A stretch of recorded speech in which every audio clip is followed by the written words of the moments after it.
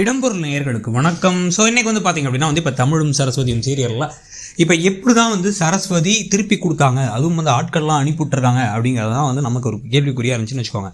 So முதல்ல இப்போ எடுத்த உடனே பார்த்திங்கன்னா இங்கே மேகனாவை எல்லாரும் பாராட்டிட்டு இப்போ அவங்க கல்யாணத்துக்குலாம் ஏற்பாடு பண்ணிட்டீங்களான்னு பிஸ்னஸ் பீப்புள் வீட்டுக்கே கேட்குறாங்க. அதுவும் பெங்களூரில் இருக்க பெரிய வீட்டுக்கு இல்லாமல் சென்னையில் இருக்க குட்டி வீட்டுக்கு அது மட்டும் இல்லாமல் அவங்க கேட்குற விதம், பேசுகிற விதம், பண்ணுறது எல்லாத்தையும் பார்த்தா எதுலேயுமே ப்ரொஃபஷனலிசமாக ஒரு பிஸ்னஸ் பீப்புள் மாதிரிலாம் யாருமே நமக்கு தெரிலன்னு வச்சுங்க.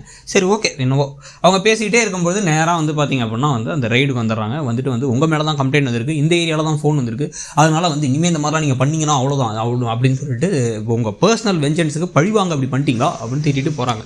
வெறுமனே ஹாஷாக திட்டிட்டு போகிறாங்க. இவ்வளோ பெரிய கம்ப்ளைண்ட் கொடுத்தவங்களும் ஆக்ஷன் எடுக்க மாட்டாங்களாங்கிறது நமக்கு புரியல. என்ன லாஜிக்னு புரியலன்னு வச்சுக்கோங்க.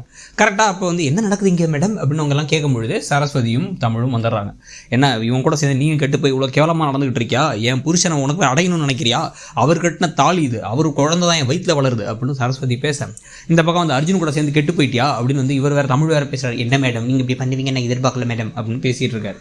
உடனே அவங்க கோவமாக கிளம்பி போனதுக்கு பிறகு இன்னொருத்தவங்களோட ஹஸ்பண்டியா கல்யாணம் பண்ணிக்கணும்னு நினச்சிங்க, இந்த கேரக்டருக்கு உங்களோட நாங்கள் பிஸ்னஸ் பண்ண மாட்டோம். புரியல எனக்கு. அவங்க பிஸ்னஸ் பீப்புளுக்கு அத்தனை ஸ்கேண்டல் எல்லாம் ஓடிட்டு இருக்கும். பிஸ்னஸ் தனி. அதுக்கு இவங்க வீட்டுக்கு வந்தாங்களாம். அப்புறம் வீட்டுக்கு வந்துட்டு இனிமேல் கோச்சிட்டு இனிமேல் அவங்க கூட பிஸ்னஸ் பண்ண மாட்டோன்னு கிளம்பி போயிட்டாங்களாம். அவங்க கிளம்பி போயிட்டாங்க. உடனே அவமானப்பட்டு இவங்க நிற்கிறாங்க. உடனே இப்போ அர்ஜுனை வேறு திட்டமும் செய்கிறாங்க. அர்ஜுன் நேராக கிளம்பி போய் என்ன பண்ணுறாரு அப்படின்னா அந்த ஆட்கள்லாம் போய் மிரட்டுறாரு. என்ன பண்ணீங்க, ஏது பண்ணீங்க, உங்களால் நம்ப மாட்டேன், நான் உங்களை நம்பி வேலையை கொடுத்தேன், அவமானப்பட்டு நிற்கிறீங்க, நேரம் போலீஸ் ஸ்டேஷனுக்கு போய் வேண்டியதானே, நீங்கள் உங்களுக்குலாம் ஹெல்ப் பண்ண பார்த்தேன் பார் அப்படின்னு கோவப்பட்டு கத்திட்டு போகிறாரு. இதுக்கு நடுவில் பார்த்தீங்க அப்படின்னா நமச்சி குடிச்சிக்கிட்டே கிடக்கிறாரு பாவமாக. அதை போய் அபி காப்பாற்றி, தயவு செஞ்சு குடிக்காதையா, நான் இருக்கேன் உனக்கு அப்படிங்க, இப்படி நடந்துருச்சு, என் வாழ்க்கை போச்சு, என் நண்பனுக்கு நானே துரோகம் பண்ணிட்டேன், அர்ஜுன் சவாலில் ஜெயிக்கணுங்கிறதுக்காக பண்ணிட்டேன்னு அவர் தனியாக புலம்பிகிட்டு இருக்காரு. இப்போ பார்த்தா அந்த எம்ப்ளாயீஸ் எல்லாருமே உண்மையிலே நாங்களே கடைசியில் ஒத்துக்கிட்டோம், நாங்கள் வேணாம்னு நினச்சோம், ஆனால் உங்களோட நல்ல மனசை புரிஞ்சு உங்களுக்கு எனக்கு தெரியும் ரொம்ப நாளுங்கிறனால நாங்கள் ஒத்துக்கிட்டோம், ஏன் இது இப்படி நடந்துச்சு, நாங்கள் தான் வச்சுருந்தோன்ட்டு, அதனால தான் கொண்டு போய் அதை ஒழிச்சும் வச்சிட்டோம், அவங்க கம்பெனிக்கே போய் வைக்கலான்னு போது நீங்கள் வேணான்ட்டிங்களே அப்படின்னா, இல்லை அவன் செஞ்சால் நம்ம திருப்பி செய்யக்கூடாது, கம்ப்ளைண்ட்டும் கொடுக்கக்கூடாது, தேவையில்லாம் மேகனாவுக்கு கஷ்டமாயிடும் அப்படிங்கிறாங்க. மேகனாவுக்கு கஷ்டமாகக்கூடாதாம்மா, எதுவுமே யாருக்கும் பிரச்சனை வரக்கூடாதாம்மா, என்ன ஹீரோ இவர் என்ன தான் பண்ணுவாருன்னு நமக்கு ஒன்றும் புரியலன்னு வச்சுக்கோங்க. மக்கு ஹீரோவாக தான் இருக்கார். பல நேரங்களில் அந்த குடும்பத்தில் பல பேர் மக்கா தான் இருக்காங்க.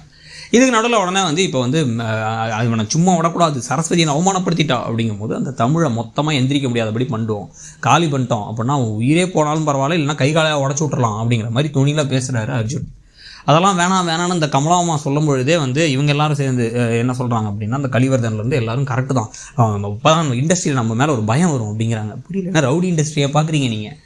உடனே சரி ஓகே அப்படின்னு சொல்லிட்டு இப்போ மேகனா பதில் சொல்லும்பொழுது அதை ரெக்கார்ட் பண்ணிடுறாரு. இவர் வேறு கலிவர்தனும் ஒரு பையனை சேர்ந்து ரெக்கார்ட் பண்ணிடுறாங்க. ரெக்கார்ட் பண்ணிட்டு இப்போ அவங்க என்ன சொல்கிறாங்கன்னா அவன் வாழ்க்கை அழிஞ்சா போதும், அவனை என்ன வேணாலும் பண்ணுங்க அப்படின்னு அர்ஜுன்ட்டு சொல்கிறதோட இன்றைக்கி எபிசோடு முடியுது. ஸோ இன்றைக்கி எபிசோடை பற்றி நீங்கள் என்ன நினச்சிங்கிறத சொல்லுங்கள், கதை எப்படி போகுதுன்னு நினைக்கிறீங்கிறதையும் சொல்லுங்கள். தேங்க்ஸ். இடம்பொருள் நேயர்களுக்கு வணக்கம். ஸோ இன்னைக்கு